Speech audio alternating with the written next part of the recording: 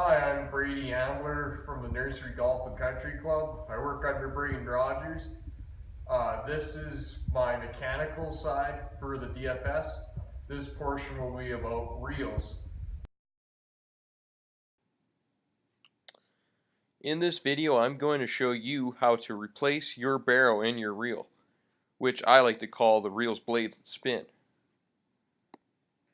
First off, in this video, I will show you how to disassemble the reel so we can take the barrel out of the reel's frame. Then I will show you the process of getting the barrel ready for install. My last part will be on putting the reel back together. Attention warning.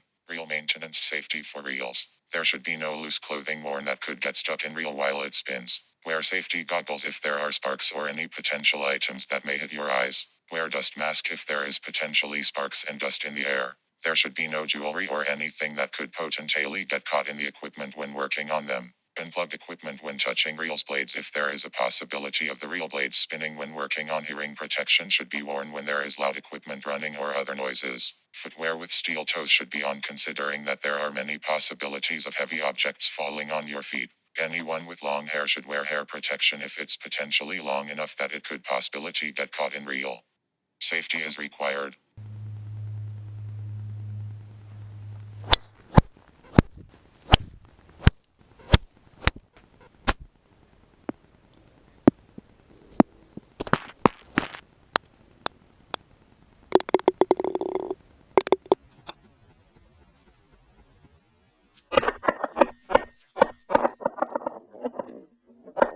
Ricky Green at the nursery.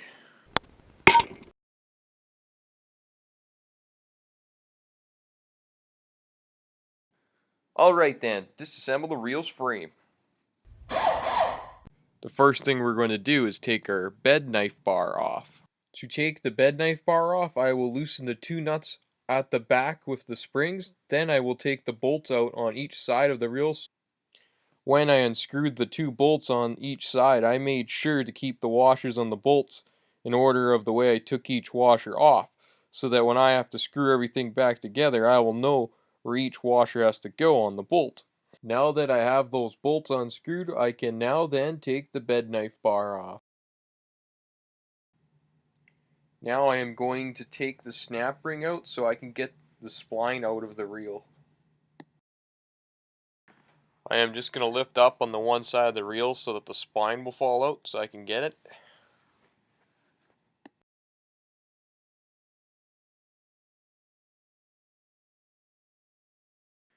This is what the spine looks like. Right now I'm loosening the nut on the top roller, but I'm not going to take the nut completely out. Just going to loosen enough so that the roller will come loose when we pull the side part of the frame off. I am also going to loosen the two nuts on the bottom roller as well. Next, I'm going to unscrew the bolt that holds the barrel in place in the left side of the frame.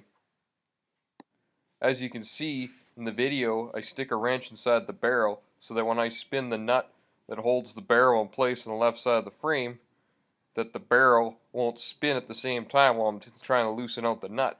Once you have loosened the nut on the left side of the frame of the barrel, you will not have to use the wrench to hold the barrel in place as you unscrew the nut out.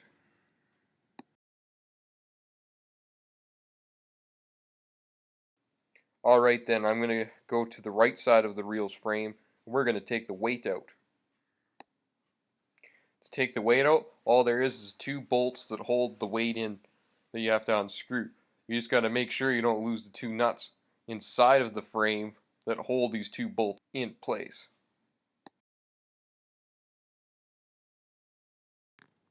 I will now just loosen the nut that holds the barrel in place in the frame on the right side of the frame, just like I did on the left side of the frame. I am now going to go on the left side of the frame, and we're going to unscrew the two bolts on the side of the frame and unscrew the bolt on the top of the frame.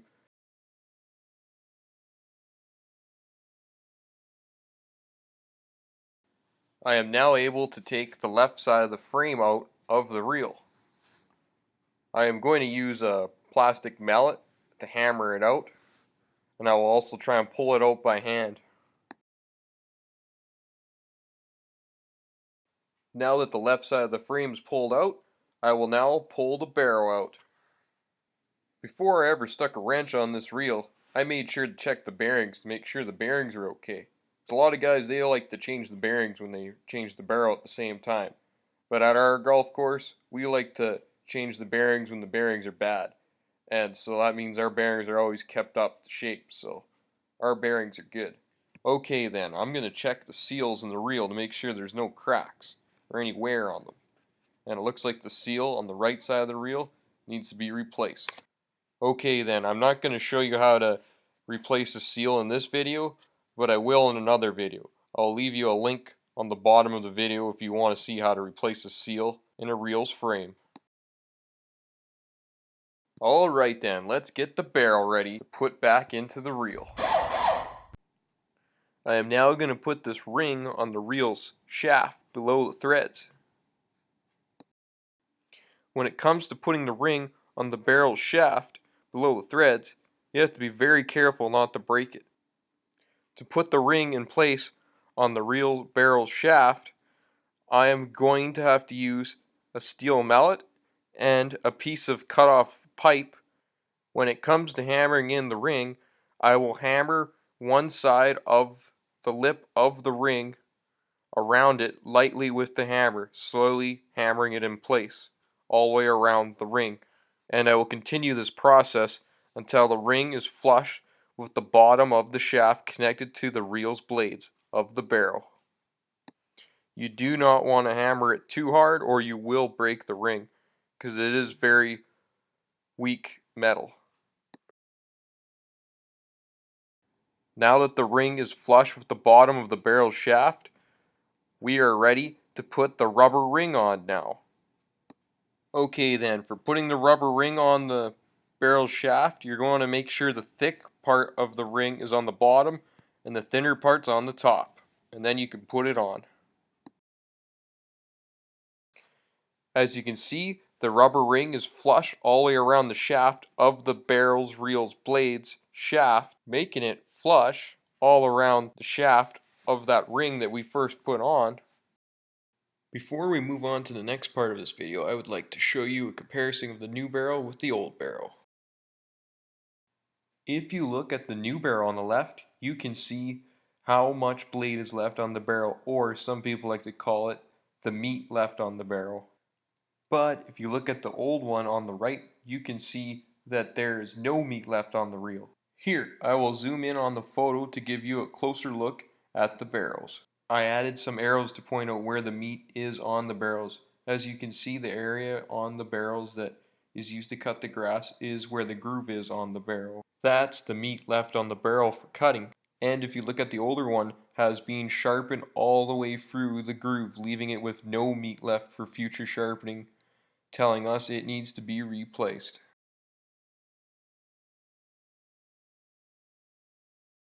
Alright then, we are ready to put the reel back together. Okay then, we're going to put the barrel back into the reel.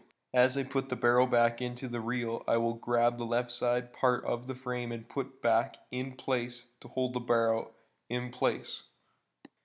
Then once the left side of the frame is put in place, I will screw in one bolt by hand to hold the left side of the frame in place. So then the barrel can be adjusted square in the reel's frame so that it is in its proper place.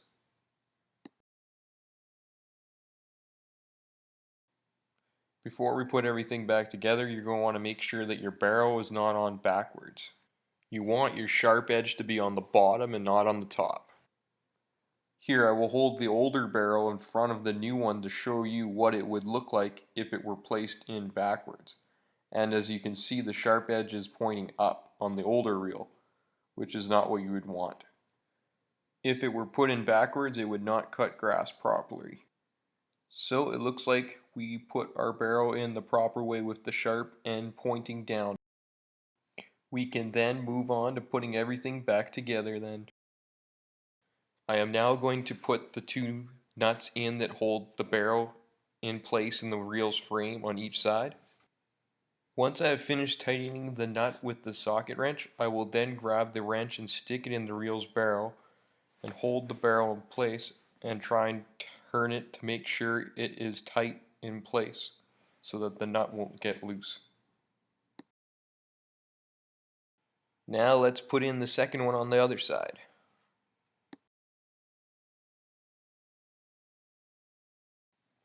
Okay then, now that we've finished this part, we can now tighten up the bolts on the side frame of the reel on the left side.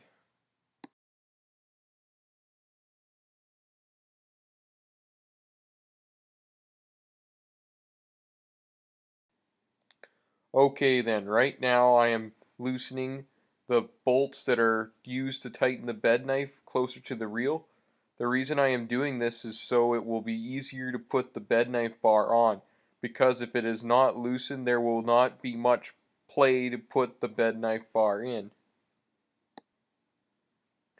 What can happen if you don't loosen these bolts at the back is the bed knife will push up against the blades of the reel and can possibly damage the reel's blades when you're trying to hammer it in, not thinking about the bed knife that's right against the blades of the reel. Loosening the bed bar of the bed knife is a much easier way to put the bed bar back into place.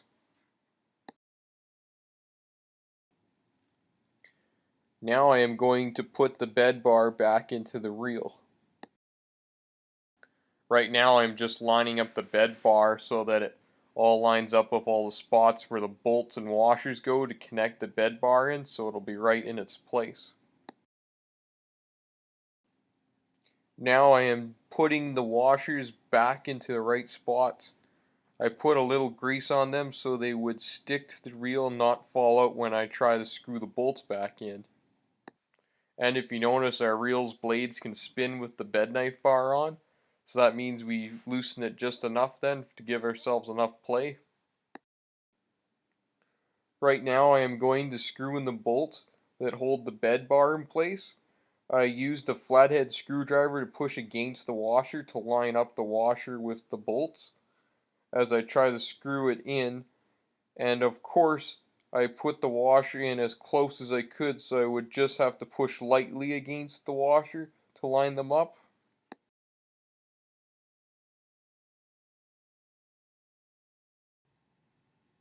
Now I am just doing the same process to the other side.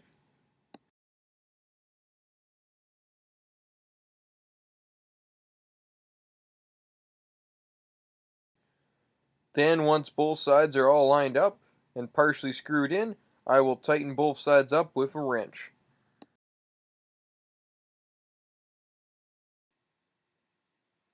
Now I will just tighten the nuts on the top of the reel with the springs, but not too tight because we don't want to wreck the springs that help the bed bar absorb bumps. After this part is done, we'll have finished installing the bed bar.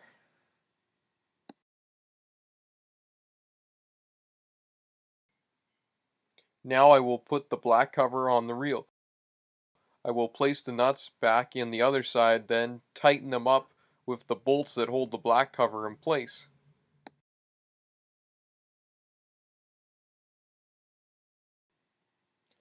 Then next I will put the front roller back on. That is really simple to put on. I ain't going to go into too many details for this part because there isn't really any special tricks to putting the front roller back on, other than remembering to tighten the bolts that were loose on the front of the roller and that the roller is centered with the reel.